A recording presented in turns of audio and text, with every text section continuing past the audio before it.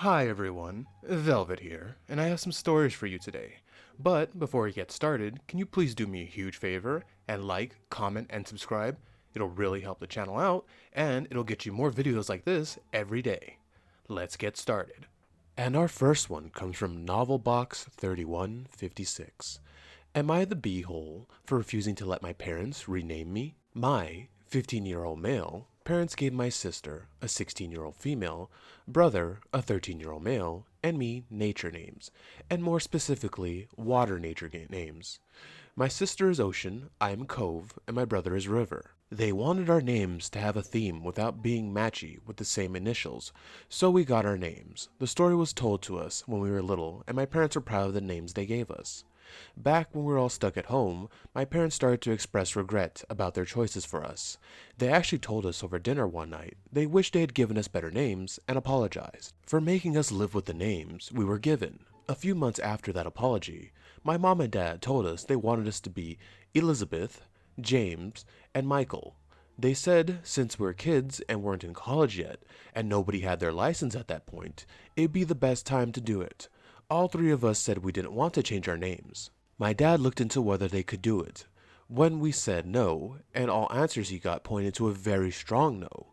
But it was also unusual to change your older kid's first name, so they went ahead and tried it anyway. But once we were asked if we wanted different names, they were told no. My parents brought it up a lot to us afterwards. My brother asked why they wanted him to be named Michael, and said the name was crappy.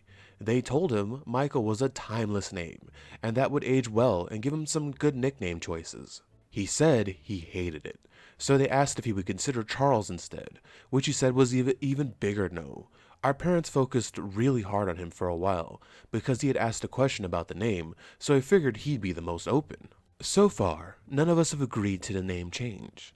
I told my parents that I know they regret the names, but we're all used to it, and like our names, so we don't want to go for more boring and common names. My parents argued that in the future we will regret it, and we'll have to pay for it ourselves when we're adults, and we realize having weird names does not age well. I asked why they can't let us get there if we ever do. They said we should be thinking more of our futures, and they accused me of having a really bad attitude, because I said James was as bad to me as Cove is to them now.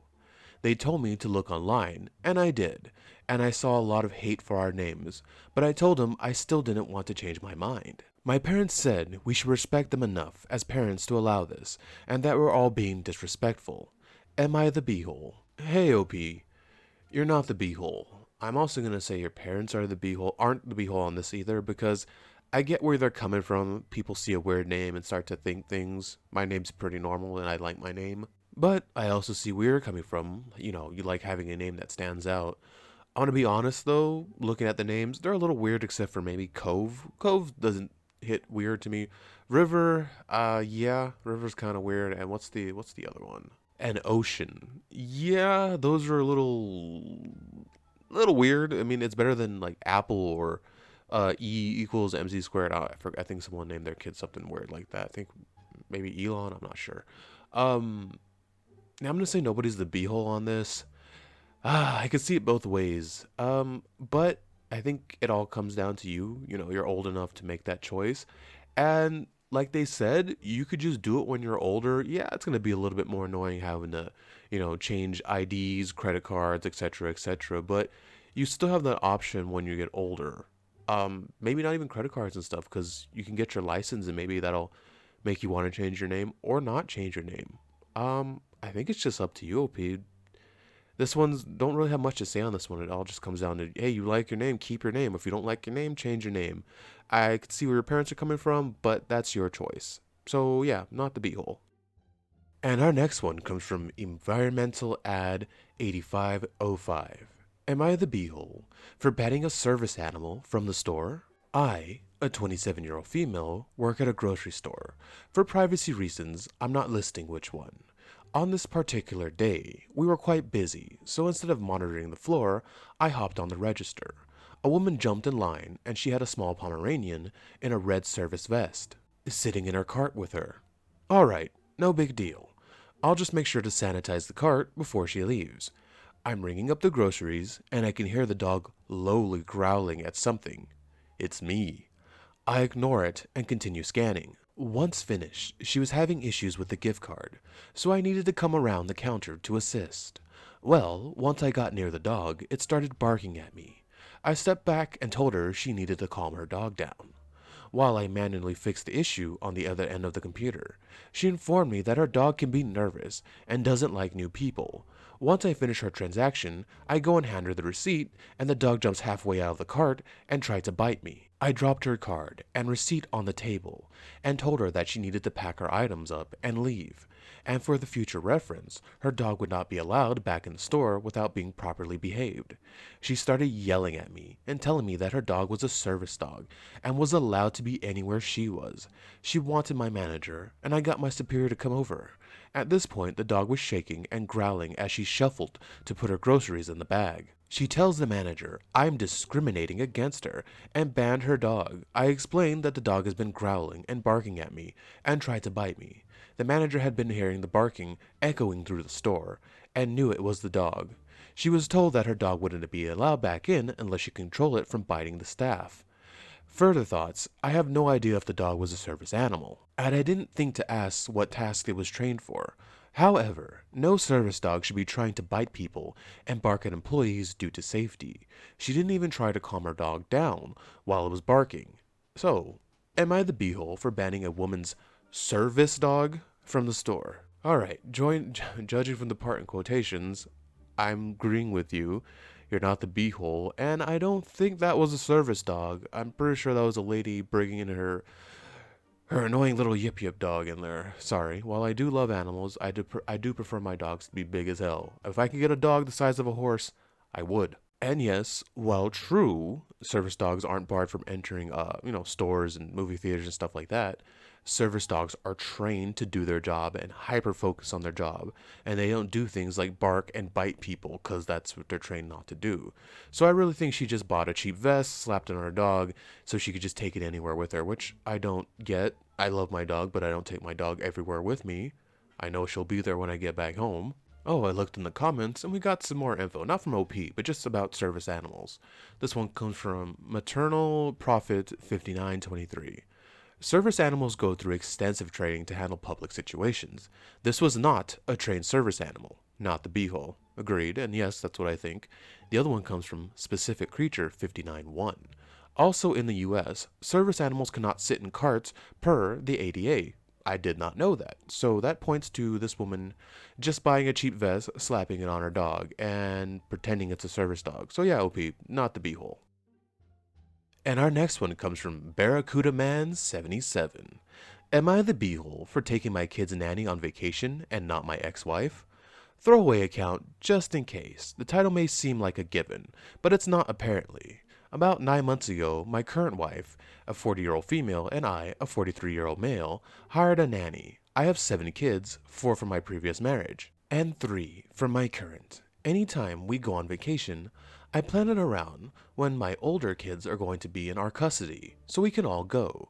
Our nanny also comes with us as well, as we discussed when she was hired. The problem actually starts when my youngest from my previous marriage, a 7-year-old female, returned to her mom's, and apparently all she talked about was the nanny. My ex-wife accused me of abandoning our kids to our nanny, even though I didn't.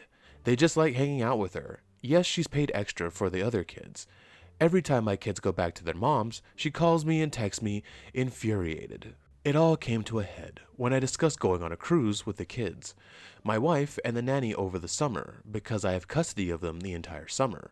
My ex-wife called me, calling me selfish, mean-spirited, and a horrible father, etc., etc. She said I should have invited her instead of our nanny, because she's their real mother, and the kids already like the nanny more than her. What will happen in 3 months?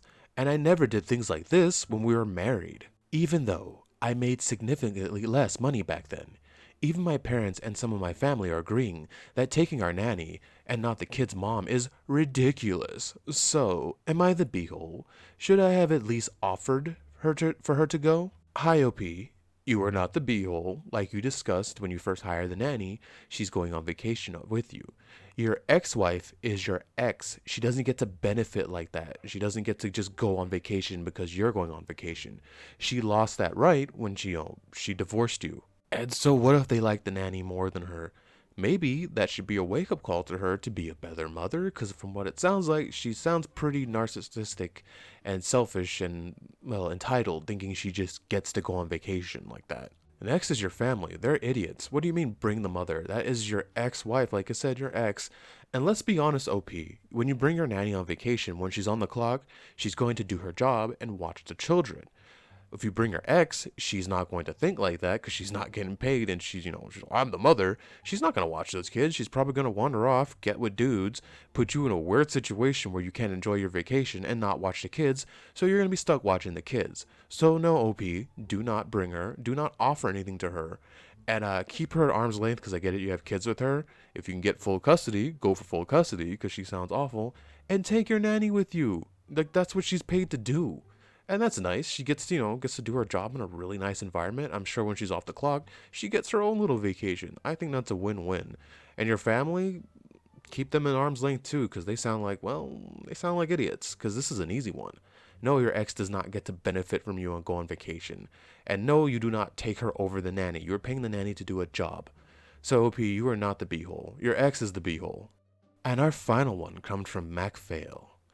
Am I the beehole for refusing to pay for dental fees after a kid broke his teeth on a macadamia nut? My friend, a 39-year-old female, June, brought her 8-year-old son, Stephen, over to my house today.